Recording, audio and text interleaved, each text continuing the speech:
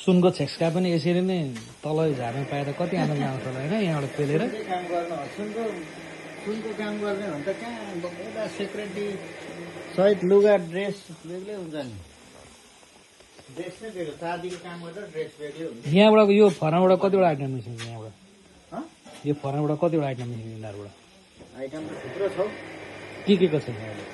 उडेको छ मारा दियो पाफी गाग्री छ कुँडेको आइटम मात्रै 5 इन्चीदेखि लिएर यो चाहिँ के हो के को लागि हो यो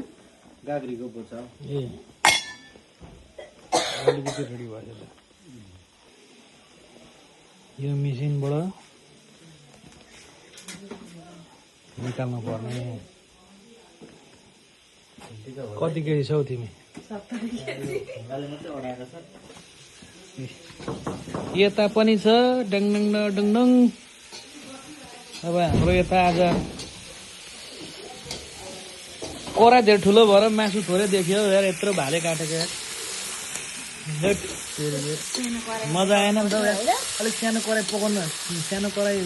हालेर चाहिँ पकाउनु पर्छ अरू अरू डिजाइनहरूको चाहिँ बनाउनु भएको छैन एकछिन मात्रै हो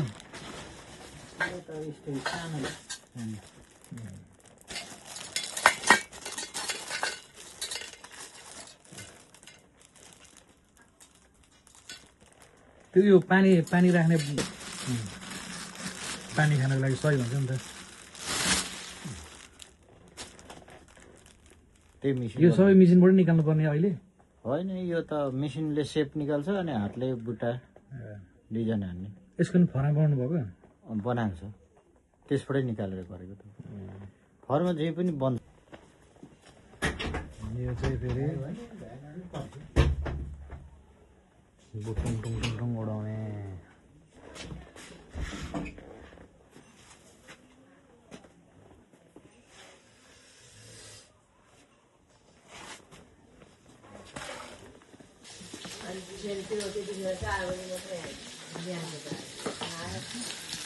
कतिखेर पाक्छ घटिसक्यो त यो त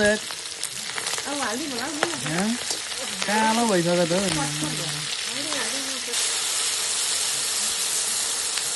केको पेस्ट बनाएको यो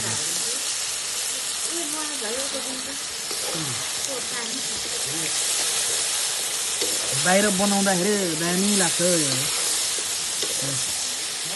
त्यसरी बाहिर बनाउँदाखेरि क्या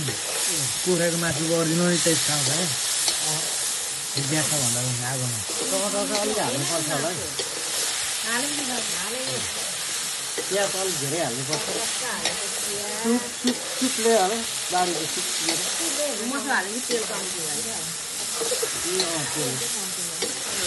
तेल धेरै खानु हुँदैन ठिकै हुन्छ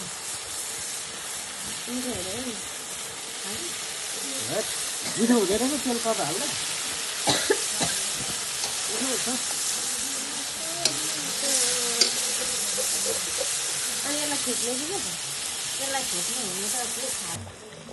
चिसो पारी हाल्नु त टेस्ट आउँदैन आज सबै निस्किनु भएछ कहिले ल्याउ त